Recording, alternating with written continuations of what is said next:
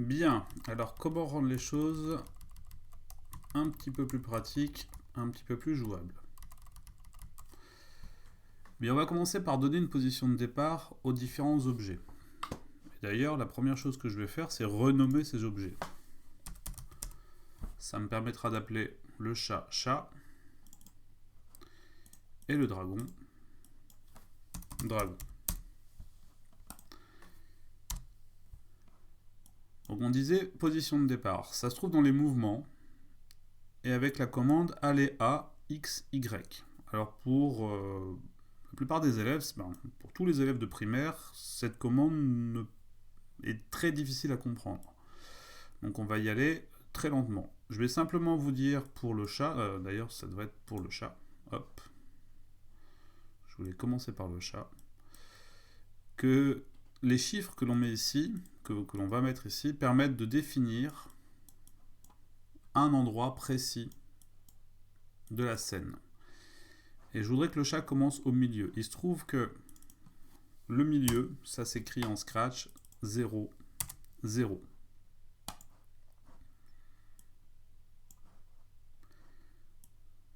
Bon, je vais prendre l'exemple ici. Je vais le mettre à côté avec une... bon, même 100 mètres de touche. Lorsque j'active la commande aléa 0, 0, le chat se retrouve au milieu. Et plus qu'au milieu, je voudrais aussi qu'il soit orienté vers la droite. Donc ça, c'est un peu plus facile à comprendre. Pointer en direction de la droite, c'est 90. Alors les chiffres, encore une fois, c'est pas quelque chose que vous allez comprendre, que je vais expliquer tout de suite. C'est pas que c'est pas très intéressant, mais ça nous intéresse pas tout de suite. Pointer en direction, il y a droite, gauche, haut, bas, la direction de droite. Donc ça fait quelque chose comme ça. Même si je tourne le chat, quand je vais à 0, 0 et que je pointe en 90, il revient au milieu et il est droit. Donc je vais rajouter ma commande pointer en direction de 90 ici. Donc c'est fait pour le chat. Si ça marche pour les chats, ça marche pour les dragons. Alors pas nécessairement pointer en direction de 90, à la limite je ne m'intéresse pas vraiment à l'orientation du dragon.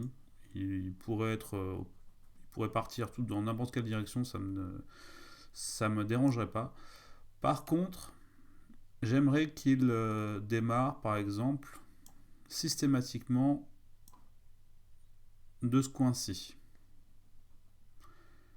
en haut à droite.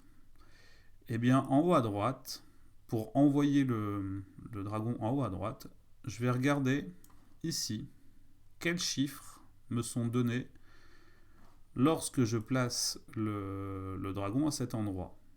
Vous voyez, sur chaque déplacement, les chiffres bougent un peu, mais globalement, ils tournent autour, là je suis pile à 200, 140.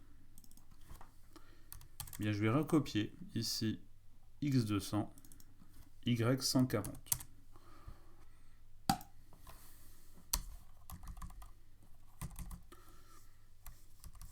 Donc je lance le jeu s'arrête, bien, je vais rappuyer sur entrée, et le jeu redémarre avec les mêmes conditions de départ.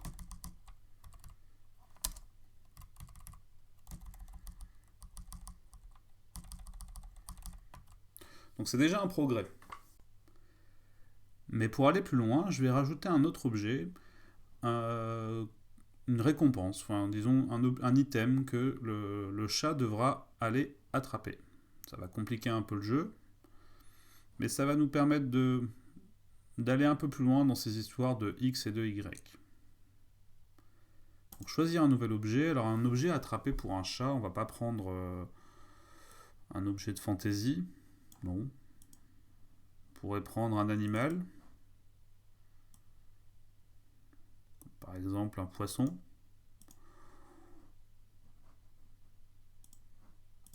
Ou dans les choses, bon, une banane. Je ne suis pas sûr que les chats s'intéressent vraiment aux bananes.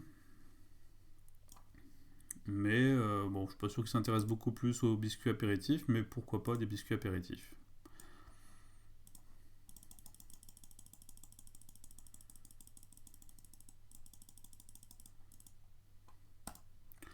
Donc, objet 1 ici, biscuit apéritif. je vais simplement l'appeler bol. C'est un bol de biscuits. Donc je parlerai de cet objet en tant que bol. Le bol, on va le programmer tout de suite. Quand la touche entrée est pressée, en position de départ, le bol doit apparaître quelque part sur l'écran. Alors on a bien l'idée de apparaître quelque part, mais jusqu'à présent ça a toujours été quelque part précis. C'est-à-dire que le chat, on veut qu'il apparaisse au milieu, le dragon dans son coin en haut à droite, mais j'aimerais que ce bol apparaisse n'importe où sur la zone sur la scène. Alors comment je vais faire? Eh bien je vais utiliser une commande qui se trouve dans opérateur, nombre aléatoire. Donc un nombre aléatoire, c'est quelque chose qui est tiré au hasard. La question c'est quels sont les nombres aléatoires qui permettent de définir, qui permettent de choisir n'importe où sur la scène.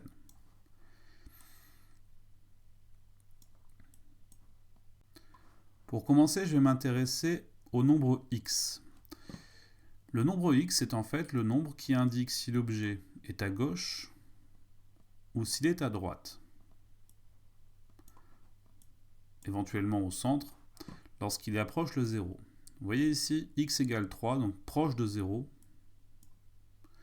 il est au centre. Quand il est à droite, x devient grand. Il arrive à 200, 218, donc il dépasse les 200. Et lorsqu'il est à gauche, tout à gauche, il arrive, alors certains diront 213, c'est aussi grand que 218. Non, ce n'est pas 213, c'est moins 213. Il y a un symbole moins avant le chiffre. Donc, Scratch utilise des chiffres négatifs. Des chiffres négatifs, un peu comme les thermomètres. Vous avez le thermomètre, vous connaissez le thermomètre en Celsius. À 0, il fait froid. Quand les températures deviennent positives, ça s'améliore. Il ne faut pas que ça devienne trop chaud. Mais quand elles deviennent négatives, il fait de plus en plus froid. Et donc, l'idée, c'est plus le chiffre est négatif, plus l'objet est à gauche. Et plus il est positif, plus l'objet est à droite. Bon, on y reviendra. Si vous ne comprenez pas ça tout de suite, à force, vous verrez que ça finira par devenir, à défaut d'être simple, habituel. Donc le nombre aléatoire va être choisi entre le plus petit nombre x que je vais autoriser, ce sera par exemple moins 212 que je vais arrondir. Moins 210. Et pour le chiffre maximum, donc quand il est tout à droite, bien 210. Je vais vous donner une idée de ce que ça fait lorsque je répète indéfiniment aléa, nombre aléatoire entre moins 210 et 210. À chaque tour, l'objet apparaît quelque part entre la gauche et la droite. Donc maintenant la question c'est de s'arranger pour que, en plus d'être soit à gauche soit à droite, il soit aussi soit en bas soit en haut. Eh bien je vais faire la même chose mais avec le deuxième nombre, c'est-à-dire le nombre y. Le nombre y, c'est le nombre qui permet de définir la hauteur. Donc comme on l'a vu avec le chat, 0, y0, c'est quand l'objet est au milieu. Quand il est vers le haut, le y est grand. Ici, on arrive à 154. Donc, nombre aléatoire entre 1 et 154. Je vais mettre 155. Et à l'inverse, quand il est tout en bas, ici, on a un chiffre moins 160. Vous pouvez mettre moins 155, moins 160, enfin quelque chose de très négatif. Et là, on voit bien le fonctionnement, c'est que ma commande marche bien. Aller à x, nombre aléatoire, moins 210, 210, y, nombre aléatoire, moins 155, plus 155, permet au bol d'apparaître n'importe où sur la scène. Et bien cette commande, je vais l'utiliser au démarrage du jeu.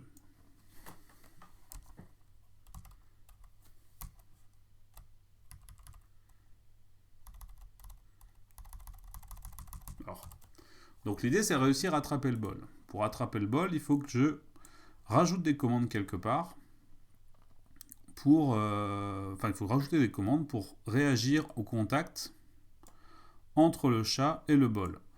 Alors, réagir au contact, on l'a vu, c'est une histoire de capteur. Pour le bol, c'est si le chat est touché. J'ai bien dit si, donc il va me falloir un si. Si le chat est touché, alors je vais dupliquer. Je vais faire apparaître le bol à un autre endroit de la scène. Si le chat est touché, allez à quelque part. Le souci, c'est que si je m'en tiens à ces commandes, elles ne fonctionnent pas encore.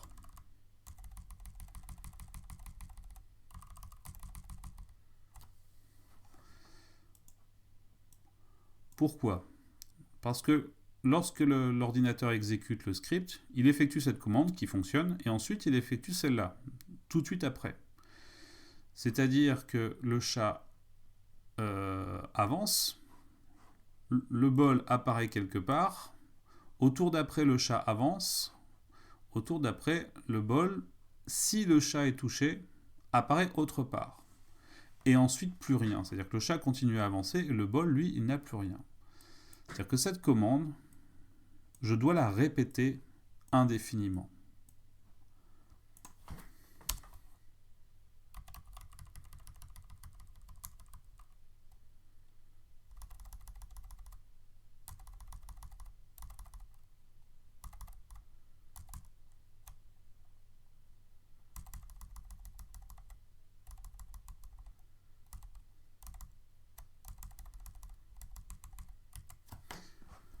Donc c'est pas mal. L'étape d'après, je pense que ça va être de rajouter un score. Donc si ça vous intéresse, de compter le nombre de fois où le bol est attrapé par le chat, eh bien je vous invite à regarder la vidéo suivante.